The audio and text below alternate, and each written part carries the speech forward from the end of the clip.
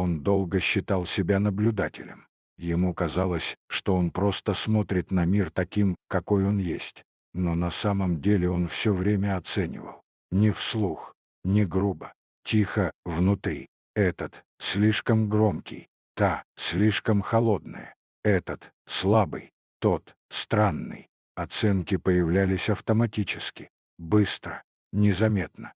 Он не называл это осуждением, скорее пониманием.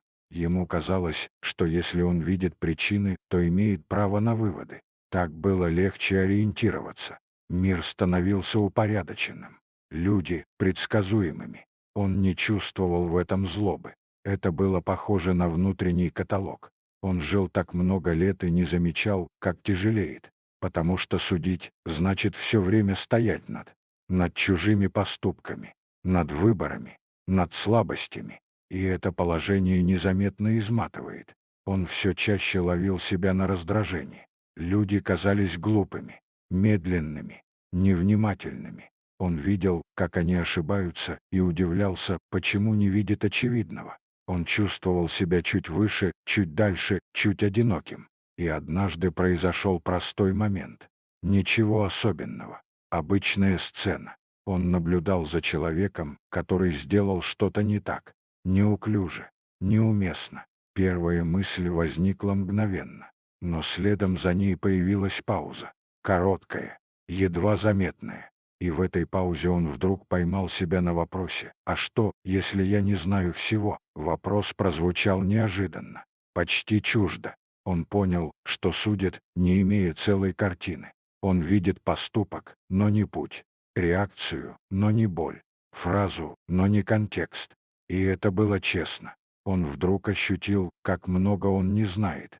Не в философском смысле, а в самом простом. Он не знает, что происходило с этим человеком утром, что он нес в себе, с чем боролся, чего боялся. И это знание изменило тон.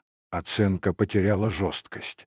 Она больше не была такой уверенной. Он начал замечать, как часто его осуждение было способом защититься. Когда он судил, он отделял себя, ставил границу, говорил себе: «Я не такой».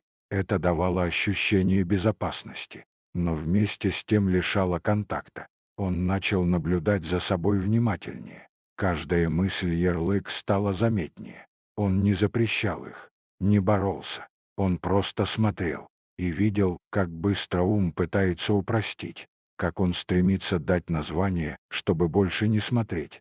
Он понял, что суд — это конец любопытства. Как только появляется вывод, интерес исчезает. Он начал пробовать другое.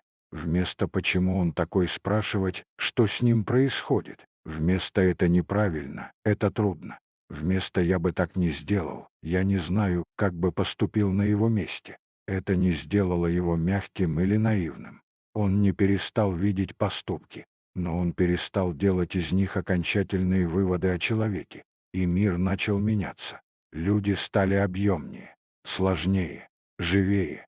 Он начал видеть не только действия, но и колебания, не только слова, но и паузы. Он заметил, что за резкостью часто стоит страх, за холодностью — усталость, за агрессией — боль. И самое неожиданное — он стал спокойнее. Исчезла необходимость быть правым, доказывать, сравнивать. Он понял, что осуждение держало его в напряжении. Это была форма контроля. Когда он перестал судить, контроль ослаб. Появилось пространство. Он заметил, что стал реже реагировать автоматически. Появился выбор — ответить или промолчать, подойти или отойти. Он стал внимательнее к собственным ошибкам. Без жестокости, без оправданий. Он увидел, что был не так уж далек от тех, кого судил. Просто обстоятельства были другими. Он понял простую вещь: человек — это не его худший поступок, как и он сам. И в этом понимании появилась мягкость. Не сентиментальная, а зрелая.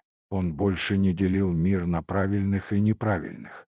Он начал видеть мир как процесс. Люди идут, спотыкаются, останавливаются, ошибаются, пытаются снова. И он тоже. Он понял, что реальность начинается там, где заканчиваются ярлыки, где ты смотришь, а не оцениваешь, где ты присутствуешь, а не судишь. И в этой реальности меньше уверенности, но больше жизни, меньше контроля, но больше понимания. Он не стал лучше, он стал честнее и впервые увидел мир не через фильтр оценок, а таким, каким он есть, сложным, противоречивым, живым. И этого оказалось достаточно.